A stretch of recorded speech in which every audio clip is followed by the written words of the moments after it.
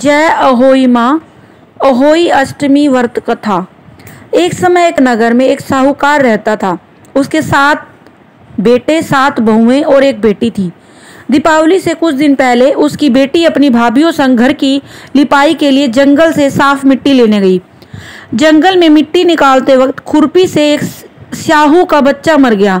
इस घटना से दुखी होकर शाहू की माता ने साहूकार की बेटी को कभी भी मां न बनने का शाप दे दिया। उस शाप के प्रभाव से साहूकार की बेटी का कोख बंध गया। इस शाप से साहूकार की बेटी दुखी हो गई और उसने अपनी भाभीयों से कहा कि उनमें से कोई भी एक भाभी अपनी कोख बांध ले। ननद की बात सुनकर सबसे छोटी भाभी तैयार हो गई। उस शाप के दुष्प्रभाव से उसकी संतान केवल 7 दिन ही जिंदा रहती थी। जब भी वह कोई बच्चे को जन्म देती वह 7 दिन में ही मृत्यु को प्राप्त हो जाता था। वह परेशान होकर एक पंडित से मिली और उपाय पूछा। जब पंडित ने उन्हें सलाह दी कि सुरही गाय की सेवा करें, पंडित की सलाह मानकर उसने सुरही गाय की सेवा करनी शुरू कर दी।